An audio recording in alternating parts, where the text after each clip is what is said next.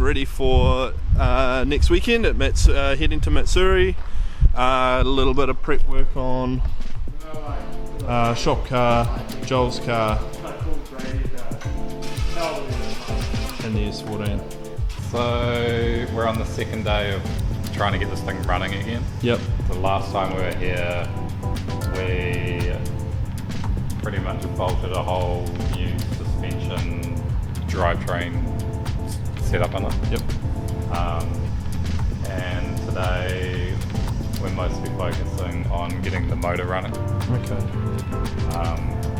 So the reason that this has been just gathering dust is the last time I drove it, which is probably over a year ago now, was at a Hampton Downs drift day. Yep.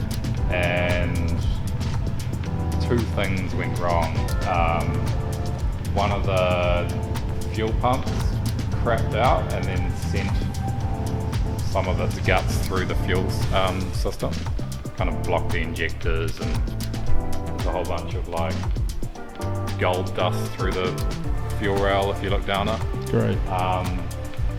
So that was one of the problems. And then the second problem was the hydraulic release bearing decided to blow its seals out and puke its guts everywhere. Okay. So it's kind of just been sitting ever since because I've been having fun driving the shop car. It looks pretty fun.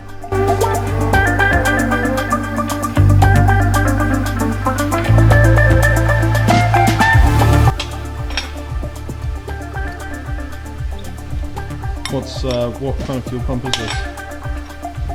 Just your normal Bosch 044. So this thing runs two of these? Yeah. Just because it's on E85 with such big injectors, Yeah. it's quite thirsty.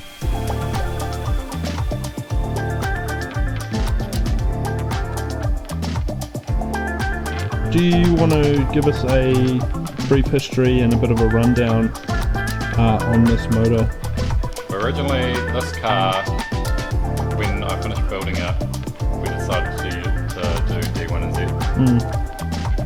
And I had that motor in it when I built it, which Right. is just a factory unopened engine with a TDO system on it. Yep. And quickly found out that when everyone else has got like 6-cylinder V8s, that you kind of can't keep up with them with Sure. 250 kilowatt, and they've all got like 400 plus. So after doing that, after driving for a year, I decided to build a gruntier motor, and I wanted to stay SR, so I decided to go the VE head route. Right. So this is a P11? Yeah, P11 head. It's currently on a just a factory crank forged 2-litre bottom end. Right. But originally I had a bottom end that I brought off a guy from the South Island that had Darden sleeves pressed onto it. Yep. And it was a 90mm bore. Yep. So essentially close to a 2.2 litre. 2.2, yeah, right. But then after a couple of seasons of D1 at just a random Hampton Downs club day, it snapped a rod bolt and ejected the rod out the side of the block. Yep. So just a quick freshen up then with a 2-litre, with a stock 2-litre S14 Yeah, the engine. car sat for a bit because I was bummed out and didn't want to spend money on it. Sure.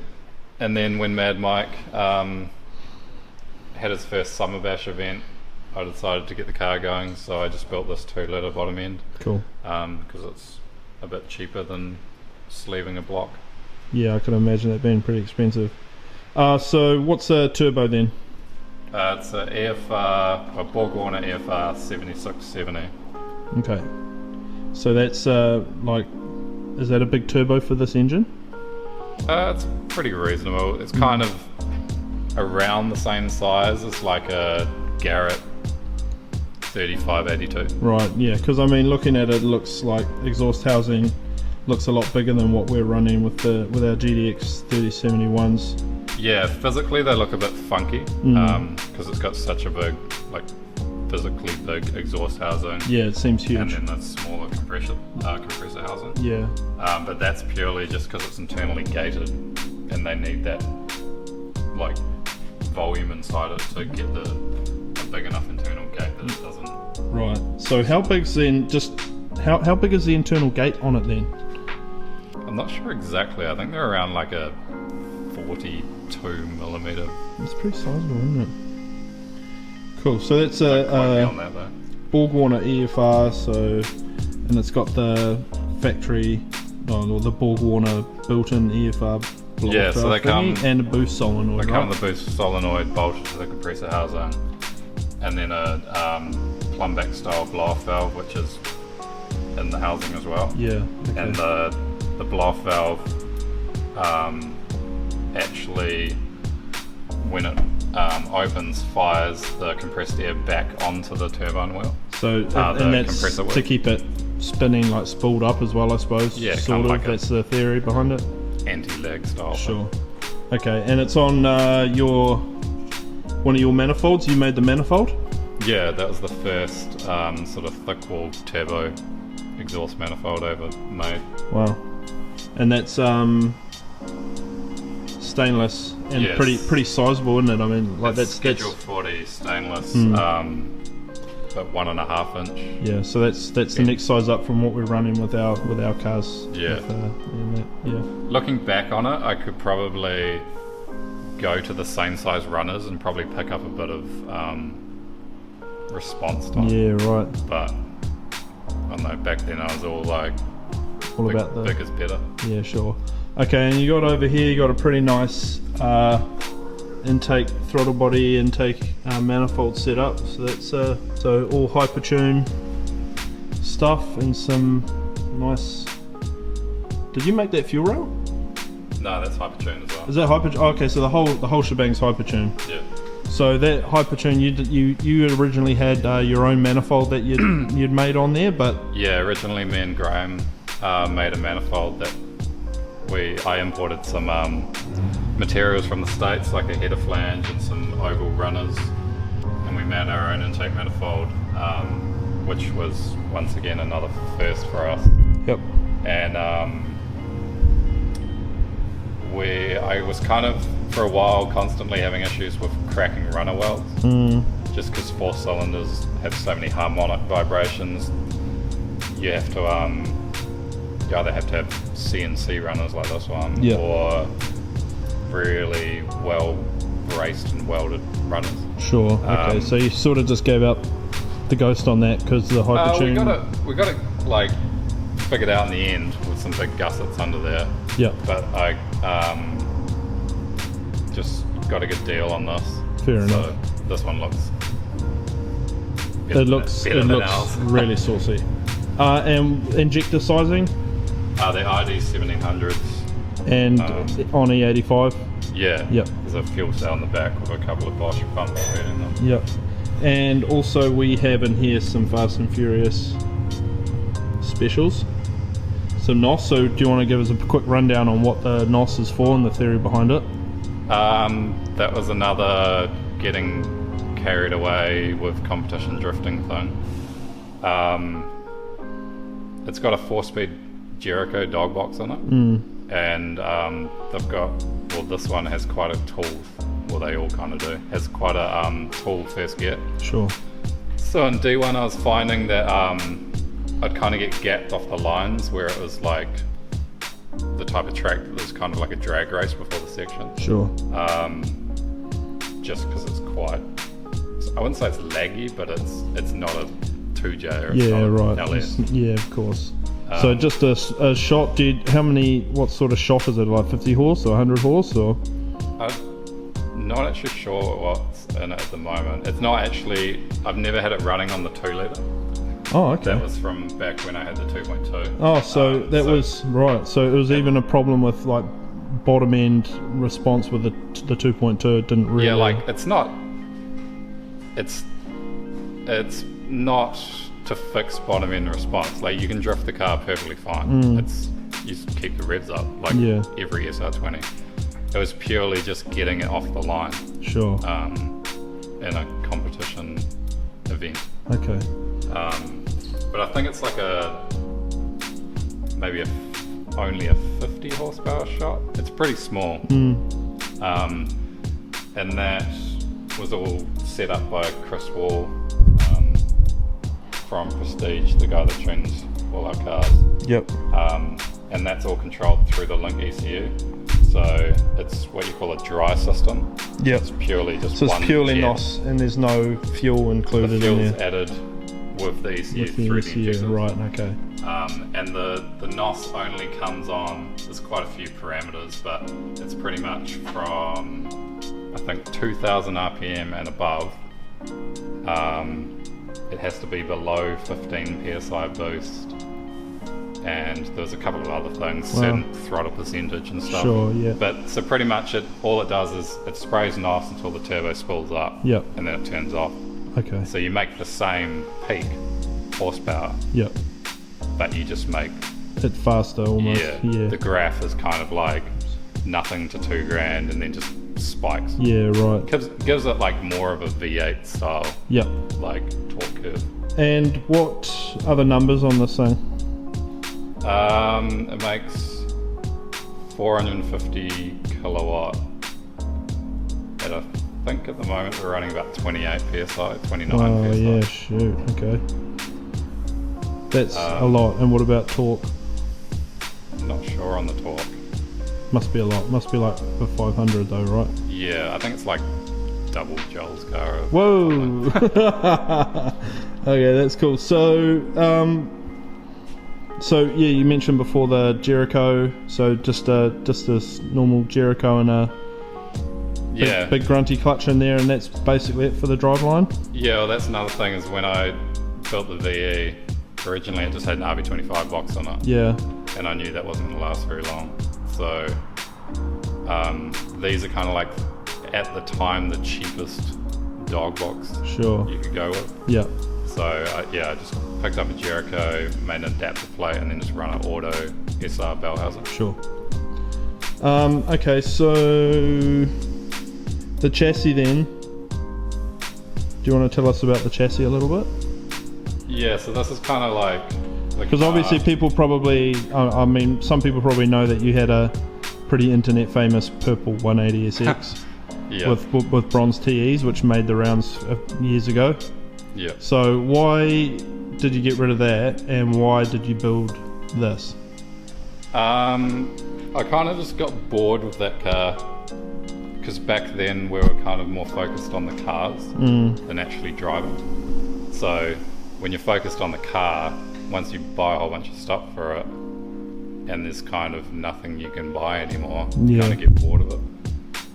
So back then, this was around the time that Haraguchi started his 3-6 style kits, like the deluxe kits, and he had his like black and candy red S14. Yep.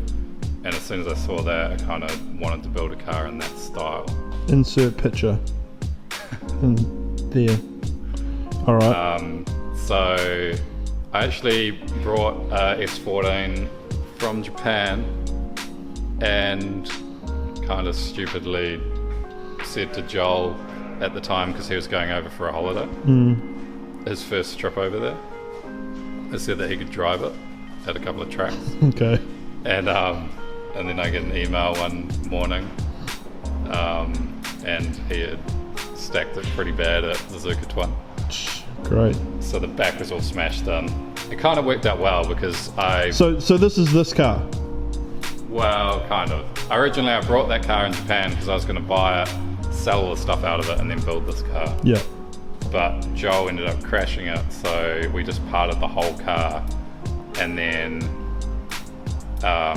we just brought another shell locally. Oh, okay, right. And the shell that we brought locally was a lot better condition anyway. Sure, So okay. it worked out just as good. And I mean, this is all like, there's a lot of fab work and there's tubing, and I mean, that's not anything we're really into these days, but you obviously wanted to build a bit more of a pro style car when you originally did this. I mean, was the premise with this car to always be a competition car? Was that when you built it? Originally, the reason I tubed the front of it is because I was building it, like I just said, a Harrogate style S14, and I wanted it really low. Right. But I didn't want wheel tubs. Sure. Okay.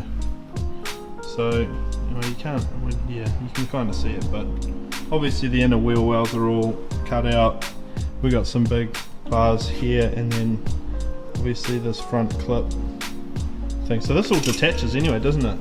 Yeah. So that's super handy anyways. This car kind of was kind of the car that I had to fabricate on.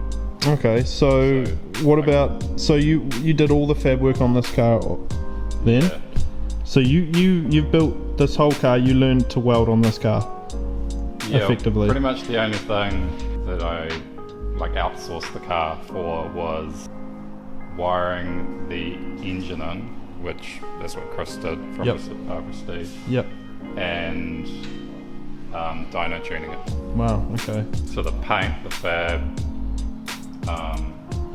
So then this roll cage then is your first, is this your first roll cage? Yeah. I kind of just brought a roll cage bender, borrowed a Chinese TIG welder and bent some tubes and picked up the torch and had a practice and then welded it in. Okay.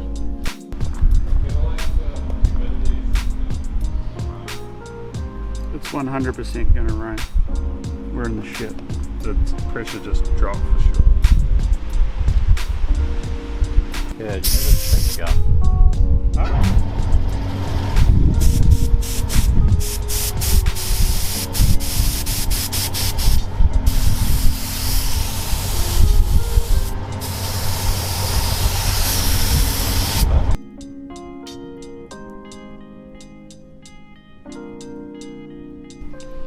What is this thing? Filler. Another more Adam creations. That is impressive. It looks like it's on some kind of like Ferrari race car.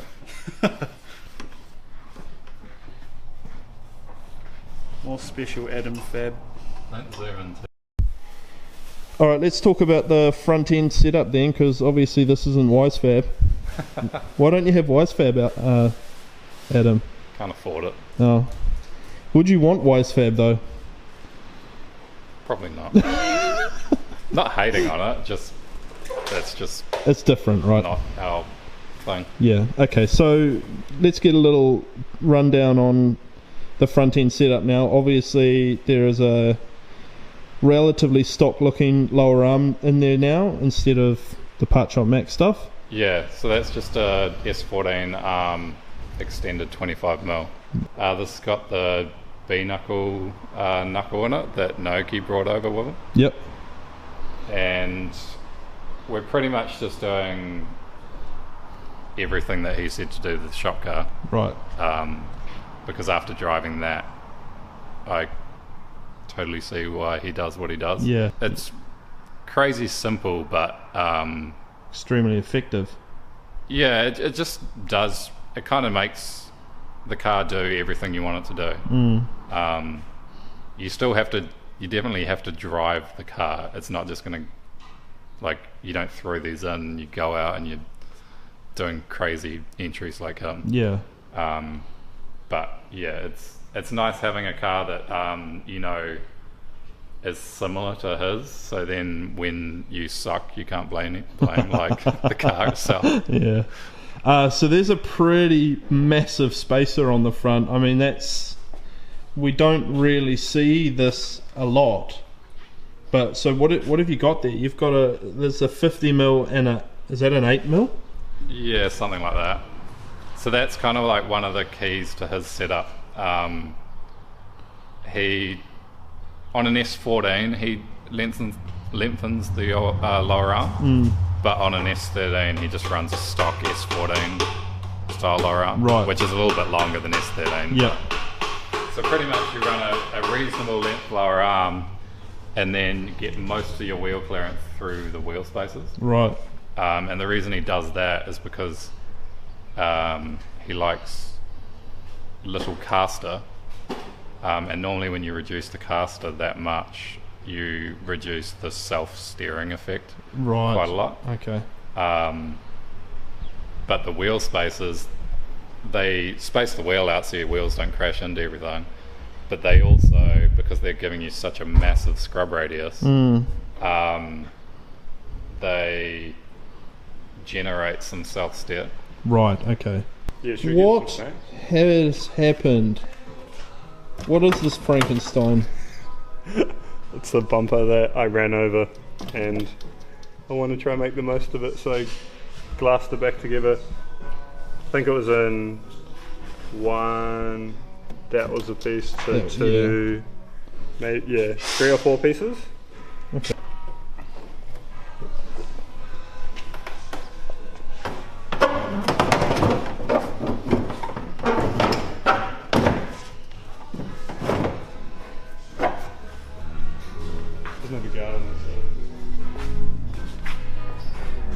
Oh, mate, looks like a missile. That's good. Yeah, that came up mint. From far, you wouldn't even know. Looks good from the side of the track. Yep.